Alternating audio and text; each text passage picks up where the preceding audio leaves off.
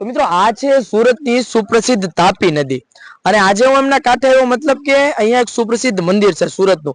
મતલબ આપણે સૌ લોકો જાણીએ છીએ તાપીના કાંઠે આવેલું છે કરમનાથ મહાદેવનું મંદિર, પણ આજે કરમનાથ મહાદેવના મંદિરે નથી આવ્યો। આજે હું તમને લઈને આવ્યો છું શ્રી સિદ્ધ કુટીર મંદિર, જેમનો ઇતિહાસ ઘણો પૌરાણિક છે। તાપી નદીના કાંઠે આવેલું મંદિર છે અને કે જેમના હું આજે તમને દર્શન કરાવવાનો છું। માટે તમે વિડીયોને જે શેર ન કર્યો તો ખાસ કરીને શેર કરી દેજો। હાલો ત્યાં આજે હું તમને લઈ જાઉં છું અને જો તમે દર્શન નથી કર્યા તો આજે હું તમને એમના દર્શન પણ કરાવું છું।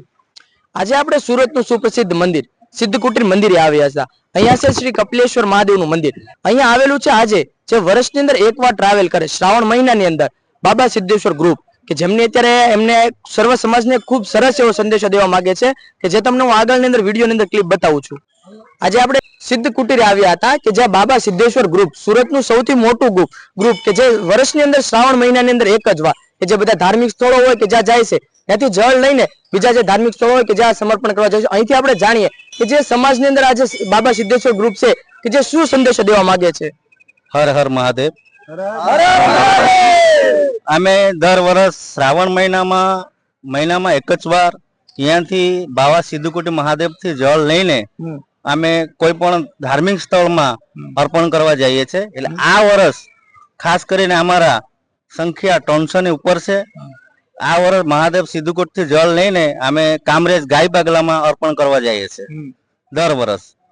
મતલબ અહીંયા આપણે પૂજા વિધિ કરીએ છીએ, ત્યાં પૂજા વિધિ હોમ યજ્ઞ જ્યાં શુદ્ધ થાય ને બધા 300 જણા શુદ્ધ થાય ને ત્યાંથી જળ લઈને કોઈ પણ મહાદેવ ઉપર દર વર્ષ જઈએ છીએ। પણ આ વર્ષ મહાદેવ સિદ્ધકુટ થી જળ લઈને કામરેજ ગાય પગલા મહાદેવમાં અર્પણ કરવાનું છે।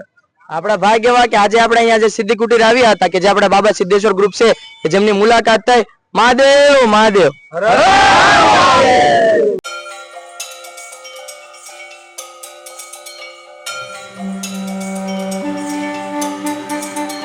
આ છે કપિલેશ્વર મહાદેવનું મંદિર, અતિ સુંદર એવું મંદિર છે અને ઘણું પૌરાણિક મંદિર છે।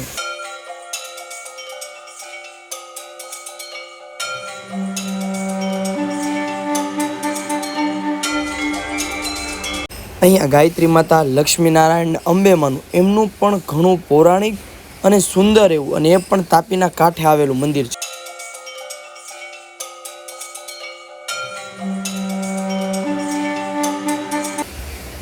અહીંયા જનકલ્યાણ હનુમાનજી દાદાનું મંદિર અને એ પણ તમે જોવો તો ખરી કેટલું સુંદર મંદિર અને મનને મોહન કરે એવું મનમોહન જન કલ્યાણ હનુમાનજી દાદાનું મંદિર છે। બોલો હનુમાનજી દાદાની જય।